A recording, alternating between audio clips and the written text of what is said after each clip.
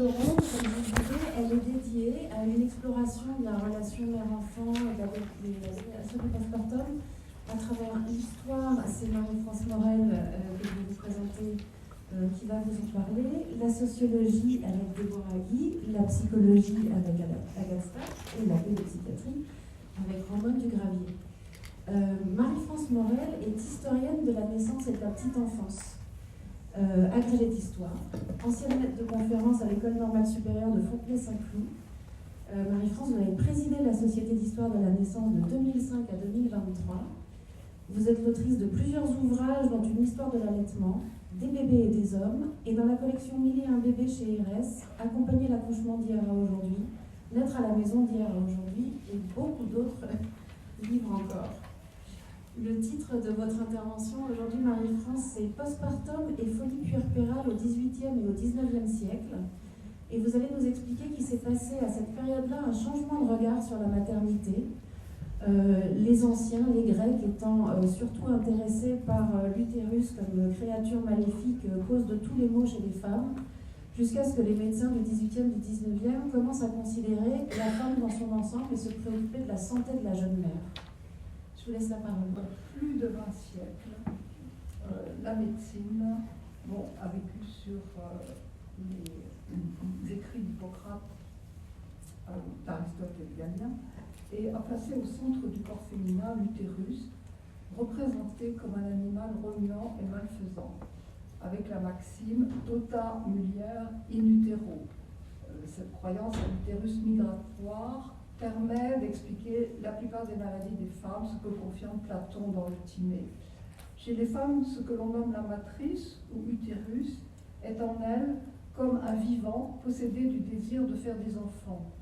Lorsque pendant longtemps et malgré la saison favorable, la matrice est demeurée stérile, elle s'irrite dangereusement, elle s'agite en tous sens dans le corps, obstrue les passages de l'air, empêche l'inspiration, met ainsi le corps dans les pires angoisses et lui occasionne d'autres maladies de toutes sortes.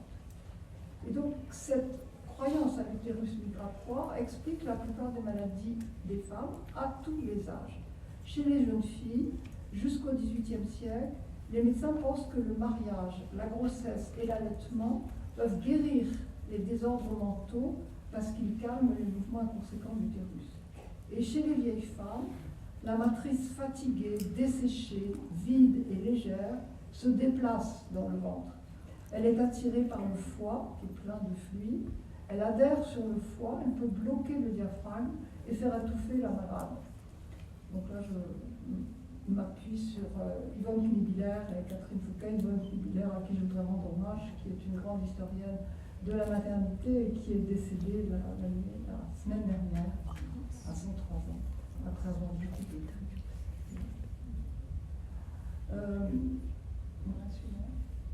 Ah oui, il faut que j'appuie là-dessus.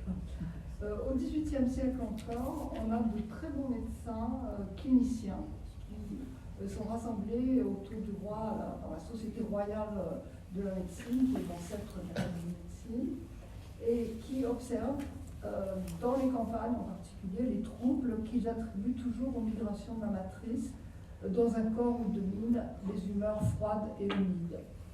Et les femmes enceintes, tout peut leur arriver. Il y a une véritable d'ailleurs puissance des femmes qui se révèlent dans ces occasions extraordinaires. Par exemple, une femme est la proie de terribles convulsions, il lui sortait de la bouche une fumée qui montait jusqu'au plafond. D'autres sont capables de rendre d'énormes quantités de sang par tous les orifices, bouche, matrice, sang. D'autres développent de lourdes amnésies après des accouchements accompagnés de crises de folie. Qu'est-ce que cet enfant-là, que je ne connais pas, dit l'une? Pourquoi ce ventre plat? J'attends un enfant, dit l'autre, alors qu'il vient d'accoucher. Mais là, je rends hommage à Jean-Pierre Pétain, qui a écrit, qui a beaucoup travaillé dans ses archives et qui s'est intéressé justement à la manière dont ces médecins essayaient de comprendre les violences et les singularités du discours des femmes. Alors, la mutation, je la vois arriver au XIXe siècle avec un grand nombre de médecins aliénistes qui se posent le problème de la chose la plus grave à leurs yeux à l'époque, c'est l'infanticide. Pourquoi est-ce qu'il y a un certain nombre de femmes qui, après après avoir accouché, tuent leur enfant. Et ce qu'ils appellent, quelquefois, ça n'est pas du tout prémédité, c'est pas pour s'en débarrasser, c'est ce qu'ils appellent le délire infanticide. Et le plus remarquable de ces aliénistes, ces métiers aliénistes, est donc Louis-Victor Marcet, qui travaille à l'hospice de Bicêtre. Alors, Bicêtre ne traite que les hommes, c'est la Salpêtrière qui traite les femmes, mais il a rassemblé pour son traité de la folie des femmes enceintes, des nouvelles accouchées et des nourrices, dans lequel il étudie plus de 80 cas de ce qu'il appelle la folie puerpérale. Et il écarte d'emblée l'hypothèse de l'utérus vagabond. Et il fait preuve d'une grande liberté d'esprit et s'intéresse avec pragmatisme aux carences entraînées par la grossesse et l'allaitement. Voici ce qu'il écrit: c'est dans l'utérus que les anciens avaient placé le siège de l'hystérie et de toutes les vapeurs. Là, dit Hippocrate, se trouve le point de départ de mille maux. Platon est arrêté en avait fait un animal capable de mouvement et de sentiment, s'élançant du bassin à la gorge au milieu des attaques convulsives de l'hystérie. La grossesse est avec la menstruation un de ces états physiologiques qui, tout en rentrant dans le but de la nature, avoisine l'état morbide ou du moins y prédispose. L'état utérin n'est pas à lui seul la cause de la maladie mentale, il agit comme prédisposition. Il vient s'ajouter aux causes nombreuses que nous aurons l'occasion d'étudier. Donc, si ce n'est pas l'utérus, qu'est-ce qui perturbe l'état mental de ces femmes? Marcet s'intéresse très basiquement aux conditions matérielles de la vie des femmes des milieux populaires qui sont atteintes de ce délire infanticide ou de cette folie puerpérale. Il voit que beaucoup de ces femmes travaillent énormément dans des métiers exténuants, comme celui de blanchisseuse, et beaucoup sont ce qu'on appelle des filles mères, terrassées par la honte et les difficultés d'élever seul un enfant, un bâtard, mais aussi par des mères de famille, des dames déjà chargées d'enfants. La grossesse, dit-il, n'est pas un heureux événement pour toutes les femmes. Il en est pour lesquelles elle révèle aux yeux de tous une faute qu'elles auraient à tout prix voulu cacher. Pour d'autres, une augmentation de famille devient cause d'inquiétude et d'anxiété en raison de modiques ressources dont elles peuvent disposer. Chez celles qui, ayant dépassé l'âge moyen de la vie, sont déjà mères d'enfants adultes, une grossesse imprévue amène parfois un tel sentiment de honte qu'elle ne la déclare qu'à la dernière extrémité et après avoir fait des efforts inouïs pour la cacher. Je pense que là, c'est un grand changement par rapport à aujourd'hui, où il y a de plus en plus de femmes qui accouchent après 40 ans. Là, au 19e siècle, c'était pas très bien vu. L'accouchement aussi, dit-il, est anticipé comme une douloureuse épreuve. Et beaucoup de femmes pensent qu'elles vont mourir en accouchant. Ça, j'ai trouvé dans d'autres textes que chez Marcet. Le traitement de l'accouchement, dit-il, détermine une telle secousse que l'intelligence est encore bien plus vivement ébranlée et qu'un véritable délire maniaque peut éclater. Le travail de l'accouchement avec les douleurs vives et les émotions violentes qui l'accompagnent parfois est un profond ébranlement du système nerveux. Certaines femmes, au milieu d'un véritable accès de fureur, cherchent à exercer sur elles-mêmes ou sur l'enfant des actes de violence pour abréger leur souffrance. Et il évoque des cas qui ne sont pas tous dramatiques d'ailleurs. Si certaines mères tuent effectivement leur nouveau-né, chez d'autres, la folie se manifeste par des hallucinations, des paroles ou des gestes incohérents. Ainsi, une mère de 4 enfants qui avait voulu mettre dans un four son enfant qu'elle allaitait, voulait, disait-elle, le faire cuire. Ou cette blanchisseuse multipart qui, en mars 1857, avait perdu une grande quantité de sang après son accouchement. Elle errait çà et là, s'égarant dans les rues, faisant des achats qu'elle ne pouvait payer, mâchant du charbon, mangeant de la chandelle, faisant des potages avec des harengs sobres. Ça, c'est le signe même que ça ne va pas. Et comment est-ce qu'on va soigner ces femmes atteintes de folie puerpérale? Eh bien, là encore, Marcet se détache complètement des thérapeutiques précédentes. Il dit qu'il ne faut absolument pas incriminer la suppression des règles chez les femmes enceintes ou les rentrées chez les nourrices qui sont généralement rendus responsables de ces troubles. Et en particulier, à la différence des anciens, il faut absolument, dit-il, éviter la saignée qui est encore, au milieu du XIXe siècle, considérée comme une thérapeutique. Et il montre que les causes de la folie tiennent surtout à l'anémie consécutive à des grossesses répétées, à des hémorragies, à une lactation trop prolongée, des grossesses nombreuses et très rapprochées qui débilitent profondément l'organisme. Et quand les femmes manquent de fer, de chlorose, il faut recourir au fer et aux nourritures toniques et reconstituantes. La malheureuse qui mangeait du charbon et faisait du potage avec des harengs sauts reçoit à l'hôpital de la Salpêtrière un régime fortifiant. On lui donne du fer, du vin de quinquina et une bonne alimentation. En quelques semaines, elle est guérie. Et voilà donc ce que, en conclusion, dit Marsay. Il faut s'élever contre les grossesses trop nombreuses et trop rapprochées, arrêter promptement les hémorragies pendant l'accouchement, combattre toutes les causes d'épuisement, s'opposer à la lactation dans certaines circonstances données, surveiller l'apparition du retour de couche, enfin éviter les émotions morales. Le calme, le silence, les bains tièdes, bon, pour les blanchisseuses, ça va être un peu compliqué. Quelques purgatifs et antispasmodiques pourront calmer l'excitation. Marsay a été suivi par toute une série d'aliénistes dans la deuxième moitié du XIXe siècle. Georges Rocher en 1917, qui montre que après l'accouchement et ses douleurs, la femme peut être en proie à une folie transitoire, caractérisée par une indifférence à l'égard des proches, avec abolition de la sensibilité morale et affective. En 1886, un Autrichien, vous avez probablement entendu parler, Kraft Ebing, montre que la manie puerpérale s'explique par les conditions de vie déplorables des filles mères. C'est la maladie sociale des mères célibataires. Donc, avec Marsay, on assiste à l'avènement d'un regard neuf sur les troubles de la parturition et du postpartum.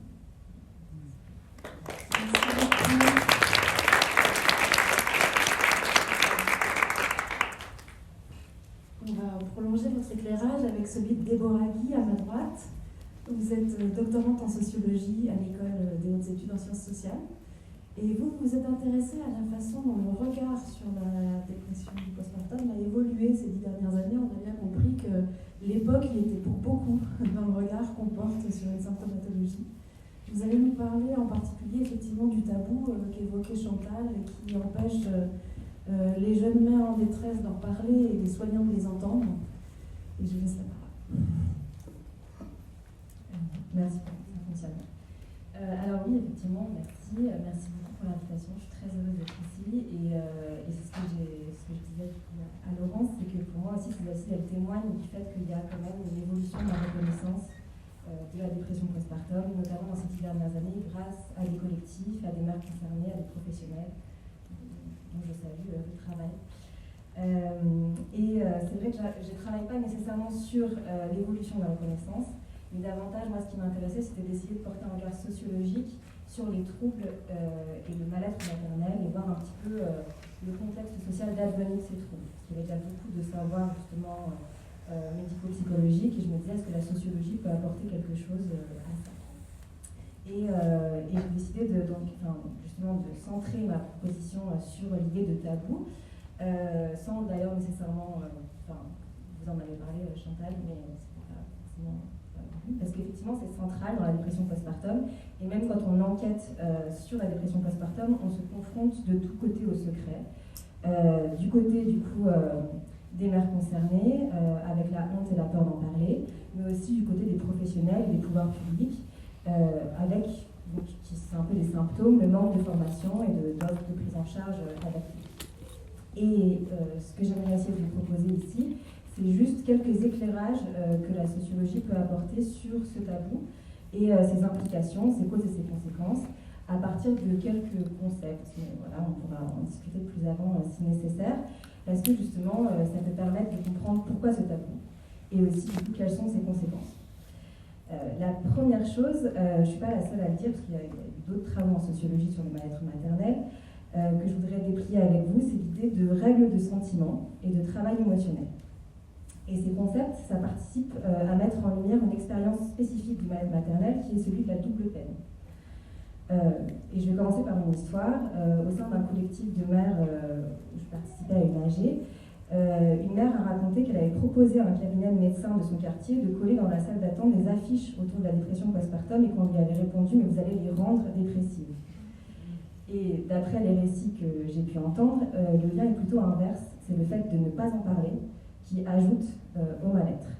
Et c'est ce que permettent de thématiser les notions de règles de sentiment et de travail émotionnel d'une sociologue états-unienne qui s'appelle Harley Hochschild et qui a proposé ces deux termes pour décrire des choses que les sociologues ne décrivent pas si souvent, c'est-à-dire les émotions, en précisant du coup que, par règle de sentiment, elle voulait dire qu'à chaque situation sociale, souvent un sentiment est attendu, socialement attendu. Et que y déroger, ça entraîne de la part des personnes qui ne ressentent pas l'émotion conforme, un travail émotionnel d'une certaine nature. Et on peut comprendre du coup la dépression postpartum comme une déviance émotionnelle, socialement, dans ce sens-là. Et on voit bien effectivement que les travaux sur la maternité et la naissance montrent que l'adage « ce n'est que du bonheur » ou l'idée de « heureux événement », c'est pas simplement des idées reçues, c'est vraiment des attentes sociales et donc des injonctions qui sont assorties de sanctions. Et ça a une implication aussi sur le fait de ressentir du mal-être. Et ça a un peu deux conséquences que moi j'ai pu aussi entendre en entretien. La première, c'est que pour ce qui est de la dépression postpartum, et pareil, je ne suis pas la seule à le dire, les premières qui reconnaissent ce décalage entre ce qu'on attend socialement, émotionnellement et ce qui est en fait ressenti, ce sont les personnes dont c'est le fort intérieur, donc les mères elles-mêmes. Elles reconnaissent ce décalage et c'est les premières à se sentir monstrueuses. Ce n'est pas forcément quelque chose qui vient de l'extérieur, c'est déjà elles, en leur fort intérieur, qui réalisent avec effroi qu'elles ne ressentent pas l'épanouissement attendu et qui de fait se jugent, c'est vraiment les plus grands juges d'elles-mêmes. Et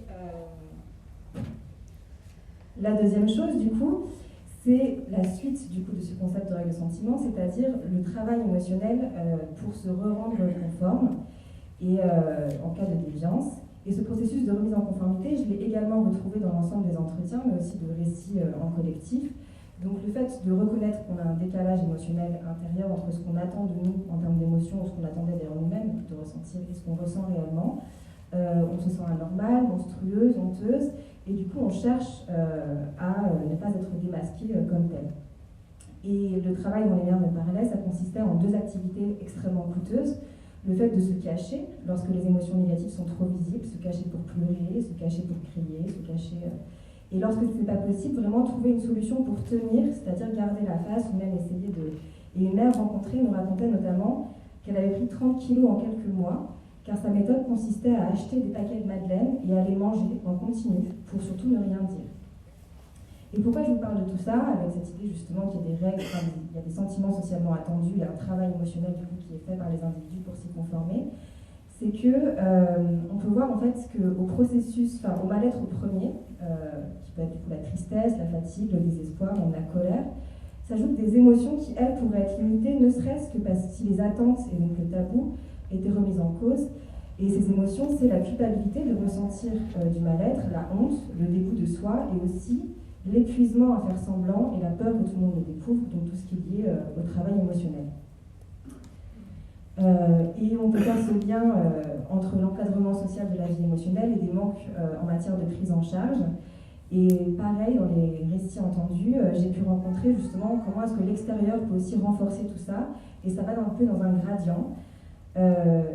Du plus bas, c'est-à-dire juste partir du principe qu'une naissance est un heureux événement et simplement en fait par des remarques continuer à participer à cette norme émotionnelle en enjoignant les mères à se réjouir sans forcément avoir conscience que du coup ça les pousse à masquer leurs émotions. Après au milieu ce serait plutôt même ne pas voir ou ne pas vouloir voir, alors même qu'il peut quand même y avoir des signes indépendamment du travail émotionnel pour cacher ces signes. Et puis au pire on va dire ce serait des moments où des professionnels, des proches jugent les moments où les mères tentent d'exprimer leurs ressentis en les minimisant ou en les condamnant. Donc ces deux notions-là, on va dire, ça participe à déplier comment est-ce que les mères se considèrent comme déviantes et monstrueuses, mais aussi fournissent un travail émotionnel intense alors même qu'elles expérimentent déjà un mal-être, donc d'où l'idée de la double peine, quitte à se faire du mal pour paraître bien, et même envisager les pires issues pour faire cesser les souffrances et la mascarade. La deuxième idée qu'on peut retrouver justement dans les travaux sur la maternité en sociologie actuellement et qui peut éclairer aussi la dépression postpartum pour moi, ou le mal-être maternel, c'est la notion de division genrée du travail, qui commence aussi à être assez connue et qui permet à mettre en lumière l'expérience de solitude et de surcharge du travail des mères. Parce que du coup, je vous ai parlé de la double peine, mais là, la question, c'est aussi quelle est la peine première, quelles sont les raisons de cette peine première, déjà du mal-être premier, avant même de se sentir honteuse d'être mère. Et ce que j'ai pu entendre, encore une fois, c'est vraiment cette idée de solitude et de responsabilité écrasante. Et ça, la sociologie peut permettre un peu d'éclairer ça en montrant comment est-ce qu'on s'organise collectivement, notamment en postpartum, mais de façon générale en péripartum, et avec cette notion qui est maintenant centrée en étude de genre, qui est la division genrée du travail, c'est-à-dire qu'on s'intéresse à la manière dont certaines compétences et activités sont associées aux hommes et d'autres aux femmes.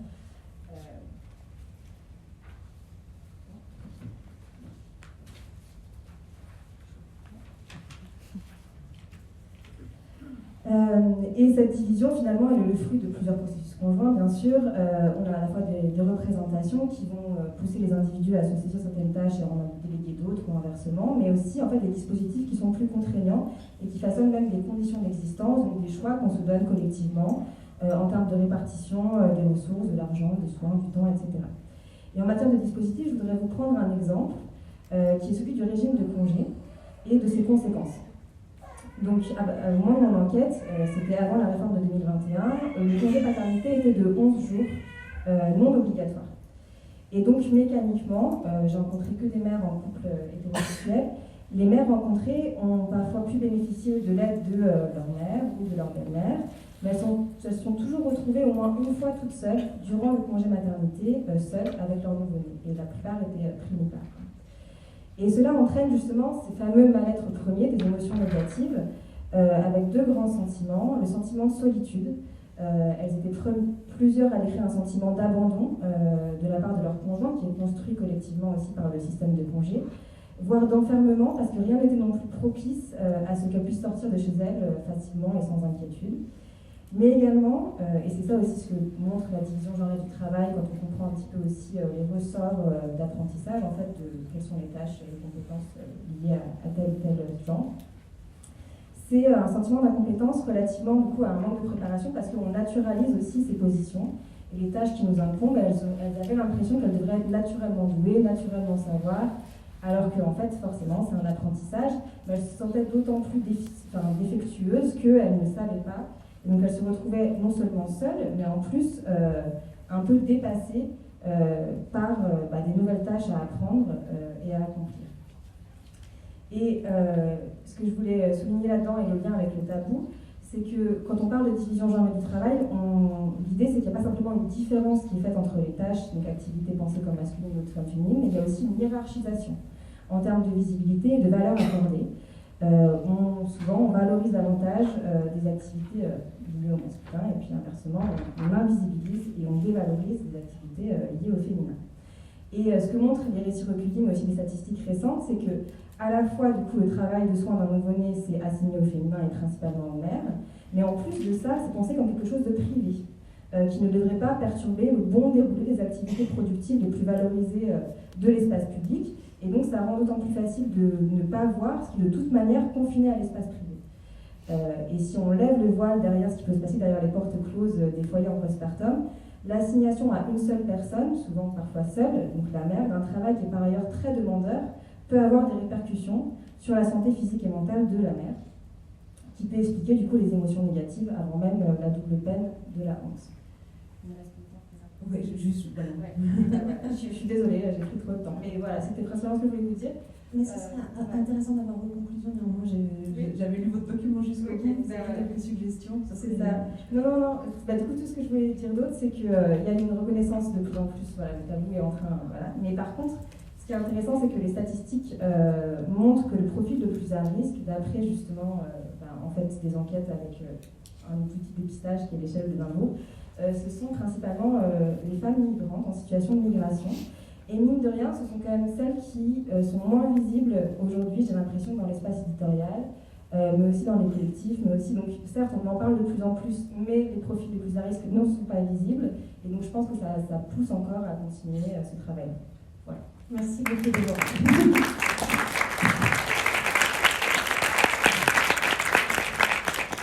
Alors, contrairement à ce qui est écrit sur le programme, on va enchaîner avec Romain Dugravier. On s'est mis d'accord.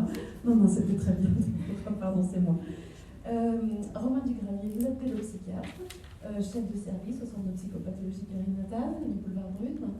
Et vous avez été aussi membre de la commission des 1000 jours, donc vous pouvez peut-être dire un mot au public. Vous êtes donc maintenant, après avoir eu le regard sur l'histoire, la sociologie, on est maintenant dans le domaine des soignants, de l'accueil des femmes avec leur dépression postpartum. Et vous avez beaucoup travaillé à l'anticipation, au repérage, à la prévention. J'aimerais que vous en disiez quelques mots. Merci beaucoup, merci pour votre introduction, merci pour l'invitation, c'est un plaisir. Et puis vraiment, ce que je disais tout à l'heure, c'est très important pour nous d'être là et de pouvoir parler de ce sujet parce que c'est vrai qu'il a longtemps été négligé ou tabou, comme ça a été évoqué par tous les intervenants. Ça a changé, c'est vrai, en 10 ans. Aujourd'hui, j'ai des femmes, des hommes parfois, qui viennent et qui disent « je pense que je fais une dépression du postpartum ». C'est des choses que je n'entends pas. De la même façon, j'entends des femmes parler d'idées noires, d'idées suicidaires même. Ça semblait impossible de l'entendre autrefois. Or, moi, j'ai commencé en tant que pédopsychiatre, je travaillais donc avec des enfants de tous les âges, et j'avais le sentiment que dans les symptomatologies des enfants, que ce soit les troubles du sommeil, les oppositions, les colères, voire les troubles du comportement plus tard, j'avais l'impression d'entendre des prémices très précoces de troubles du lien, de troubles de la relation en construction entre l'enfant et ses parents. Des mères qui pouvaient dire cet enfant, j'ai l'impression de jamais l'avoir compris, d'avoir jamais su comment m'ajuster à lui. Et je crois que c'est vraiment un des sujets importants autour de la manifestation des dépressions du postpartum, parce que ça fait un peu gimmick comme ça, mais moi j'aurais tendance à dire que la dépression postpartum, la particularité c'est que c'est commun parce que c'est très fréquent. Et ça ne doit absolument pas être banalisé, ça ne peut pas être banal par la violence insigne que ça peut vivre aux femmes, aux couples et aux enfants aussi. Alors, violence insigne pour les enfants c'est autre chose, mais moi je rebondirais vraiment sur ce que vous dites sur la violence éprouvée par les femmes. Avant de dire ça, quand même pour dire que c'est commun, je crois qu'on n'a pas assez dit aujourd'hui, on va le dire ou suggérer, mais quand on dit que c'est commun, c'est que ça concerne presque une femme sur 5 et presque un homme sur 10. Ça fait donc plus de 100 000 femmes en France, c'est le chiffre qu'on avait relevé dans la commission des 8 premiers jours. Donc c'est un sujet de santé publique, c'est un sujet qui concerne tout le monde. Donc c'est très important de lever ce tabou. Et plus que ça, si ça concerne énormément de femmes, il y en a très peu qui sont reconnus et dépistées. On dit qu'il y a seulement la moitié qui sont identifiés et seulement un quart qui sont pris en charge.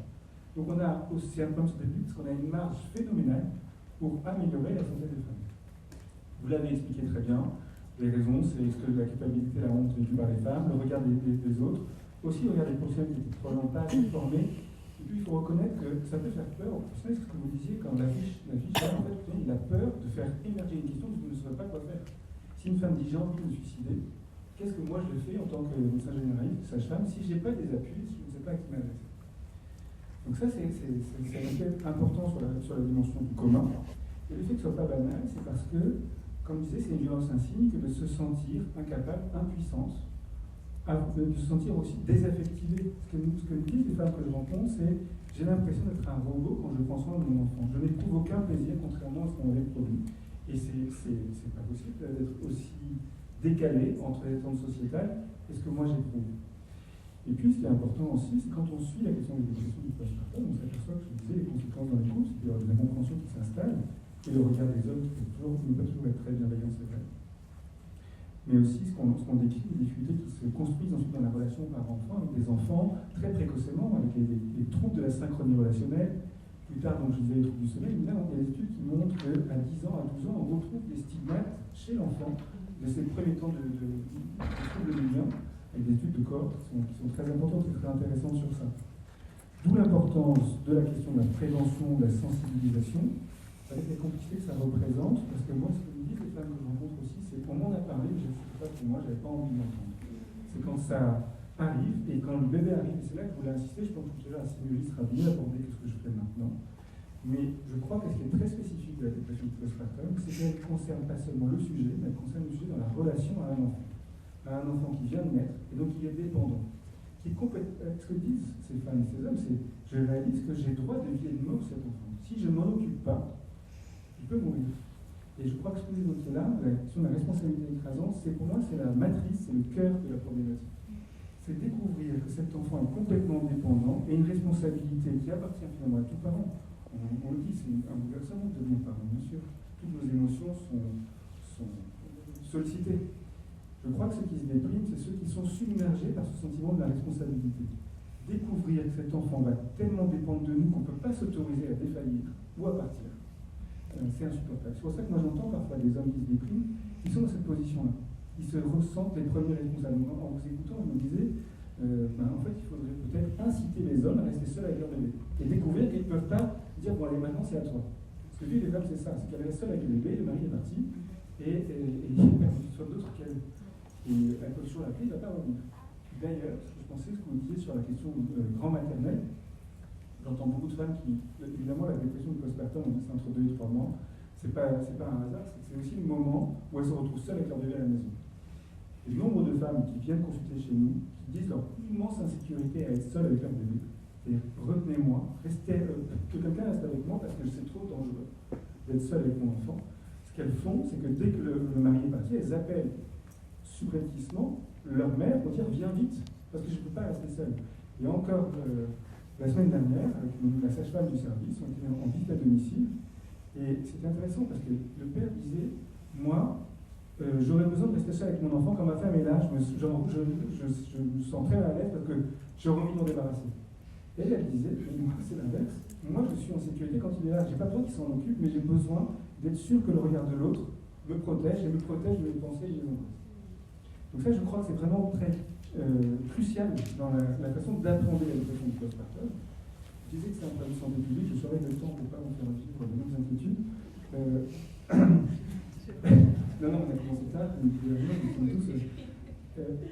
Si c'est un problème de santé publique, si c'est commun, si c'est pas banal, c'est aussi très important de se mobiliser tous dans cette prise en charge, parce que c'est pas si compliqué à prendre en charge. À partir du moment où la question a émergé, et quelqu'un a osé dire je ne me sens pas bien, je suis très angoissé, je ne peux pas rester seul, finalement, on a des outils pour prendre correctement en charge la mère, le bébé et la famille. Ça repose d'abord par la réassurance, l'évaluation de l'emploi de la problématique, la gradation de la proposition thérapeutique. Moi, j'ai la chance de travailler dans le sud de Paris, dans le 14e, comme vous disiez. On a une offre très gratuite.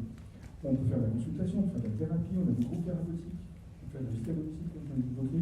On va aussi dans les maternités pour rencontrer les femmes dès l'antépartum, voire dès l'antéconceptionnel, comme vous l'évoquez dans cette consultation-là, donc pour pouvoir vraiment être très très en amont, ce qui change complètement la proposition. On ne vient pas voir quelqu'un parce qu'elle va mal, on dit vous savez, dans la grossesse, comme je disais tout à l'heure, ça peut transformer la vie. Nous sommes là si vous en avez besoin. Et dans la maternité où on travaille principalement, on voit plus de 17%, les psychiatres voient plus de 17% des femmes en périnatale, que ce soit en périnatale ou en postnatal. Donc c'est l'ampleur de la problématique. C'est pas 5%, 2%, c'est vraiment 15 à 20% des femmes qui sont concernées par des problématiques de souffrance psychologique qui justifient un accompagnement. Et certains travaux disent bien qu'on est encore aussi très loin. Il y a encore ELF, mais je crois qu'en fait, M. Pelletel dit la même chose. Parmi celles qui se disent être en souffrance psychique, il y en a seulement un quart qui accède à un fait de santé mentale. C'est là aussi notre marge importante. L'autre point important sur la difficulté d'accès aux soins, c'est quand on demande aux femmes ce qu'elles craignent, il y a la stigmatisation bien sûr du regard des autres. Il y a aussi la crainte de la réponse des professionnels. La crainte que la première réponse soit un médicament. Ils connaissaient de résoudre le problème par ça, alors que ce qu'elles veulent, c'est de la relation d'abord. Ça ne veut pas dire qu'il faut se priver des traitements, c'est très utile les traitements médicamenteux. Et ça devrait être pensé dans une logique globale d'accompagnement qui écoute la souffrance des femmes, qui aide à soutenir, et aussi l'importance d'une approche bifocale. C'est-à-dire qu'on ne doit pas se centrer simplement sur la symptomatologie de la personne, mais comme je disais tout à l'heure, c'est un système, c'est le bébé, la mère, le couple, la famille élargie, et c'est toutes ces personnes-là qui doivent être prises en charge pour que la situation puisse évoluer de manière appréciable et souhaitable.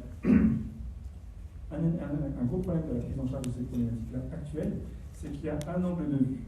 Et c'est ce qu'on discutait avec Chantal tout à l'heure sur les difficultés de discontinuité. Alors, je vais revenir sur ça après. Et l'angle de vue, ça peut être du point de vue du psychiatre, de la psychologue, du pédopsychiatre. Et en fait, selon nos formations, on aborde via le bébé, via l'adulte, via le couple, et il nous manque cette approche globale. Et je finirai sur ça.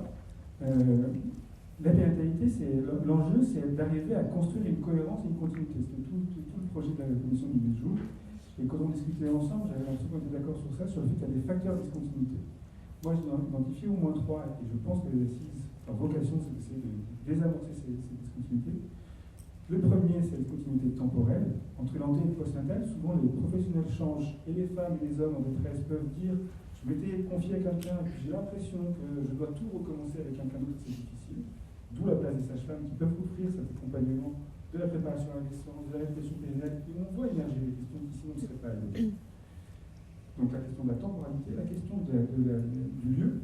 Un facteur de discontinuité, c'est entre la vie et l'hôpital, entre la maternité et l'autre besoin de l'acte. C'est pour ça que moi je suis un militant de comment les psychiatres et les psychologues devraient être dans les maternités, au contact des professionnels de la périnatalité et des usagers, pour faire une offre de soins plutôt d'attendre dans le bureau. Donc le temps, le lieu, et enfin la question du langage. La périnatalité, c'est plein de professionnels différents. C'est une période de potentielle vulnérabilité pour les femmes, on est malade parce qu'on est enceinte, mais ça peut être fragilisant. Et c'est aussi une période d'opportunité parce qu'il y a toutes ces rencontres de professionnels. Maintenant, ces professionnels, ils n'ont pas toujours la même façon de parler ensemble, donc on peut avoir des incompréhensions qui peuvent être un facteur de discontinuité pour les personnes aussi, pour les femmes et les usagers. Donc c'est à nous de trouver des actes de langage suffisamment partagés pour pouvoir mieux accompagner. Voilà, merci. Merci à vous.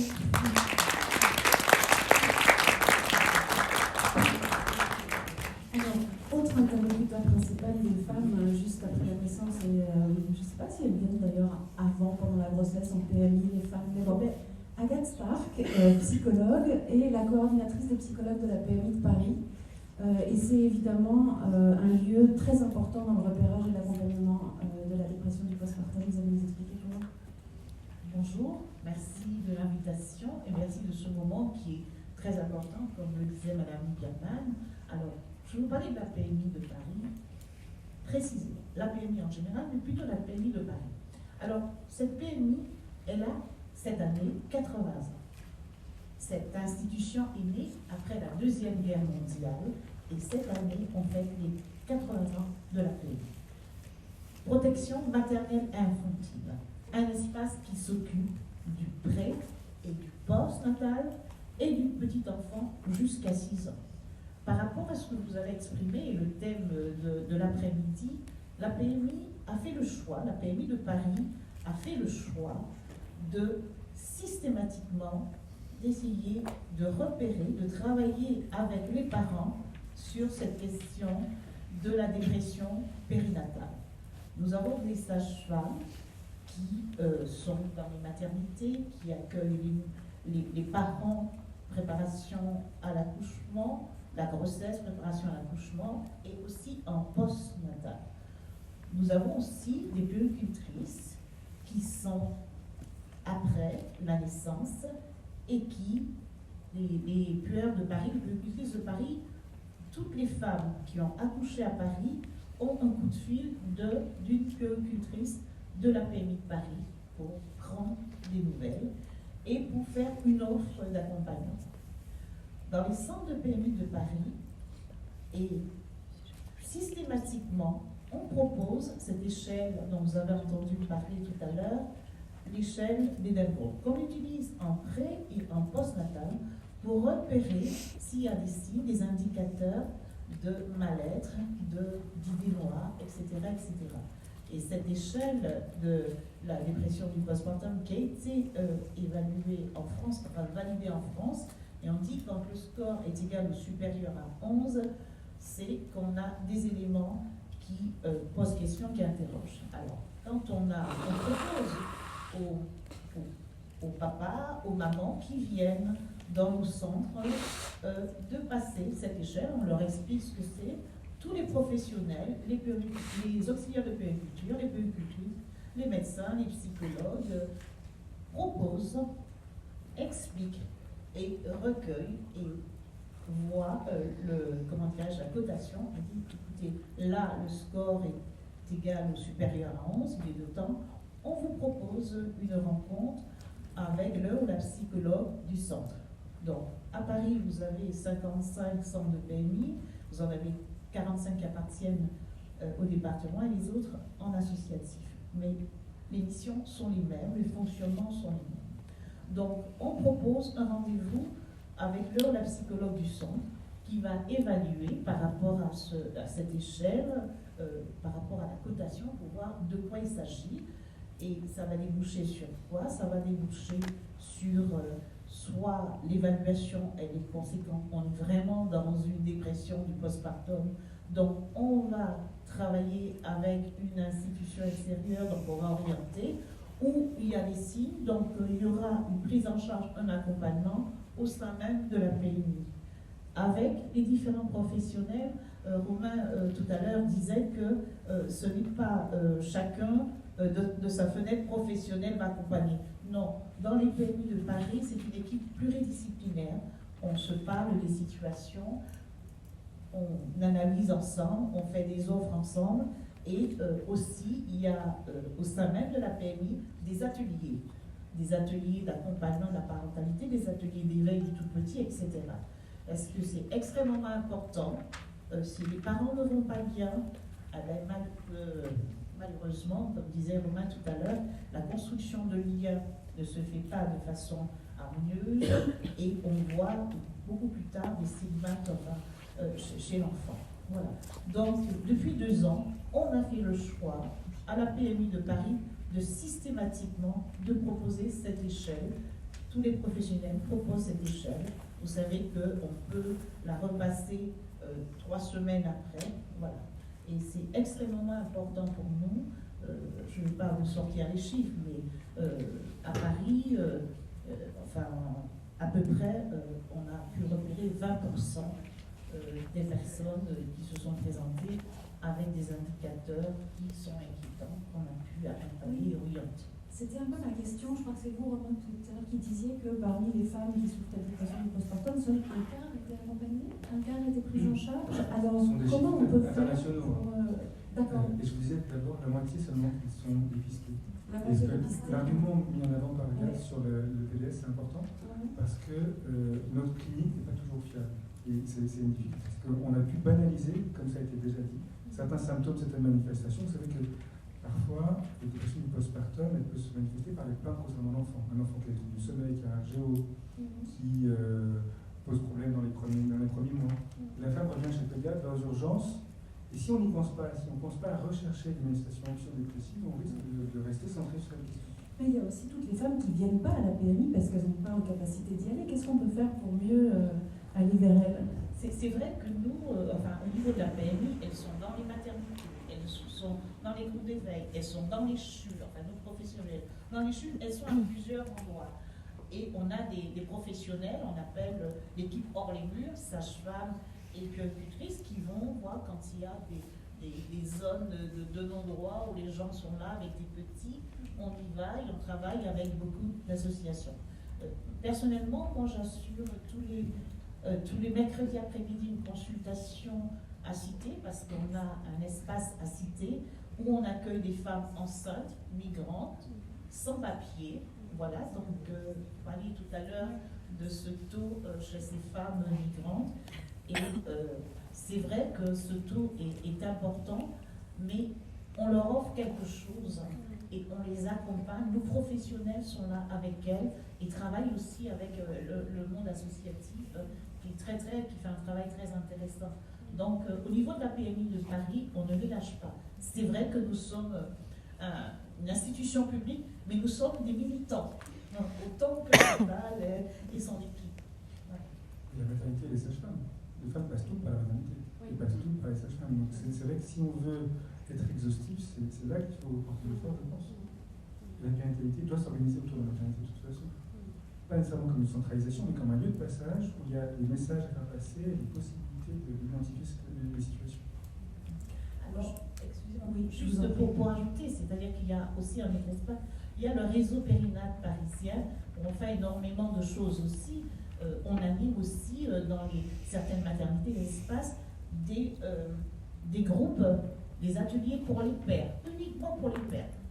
On n'accueille pas les dames, hein, que les pères. J'anime régulièrement chaque mois à Trousseau un atelier pour les pères, parce qu'ils ont aussi besoin de dire des choses, ils ont tout à fait leur place. Et ce travail à Paris depuis à peu près 5 ans, que le réseau Périnate organise ça, c'est extrêmement important et intéressant. Je vous remercie beaucoup. Je crois qu'on n'a pas le temps de prolonger sur cette première table ronde. C'était passionnant.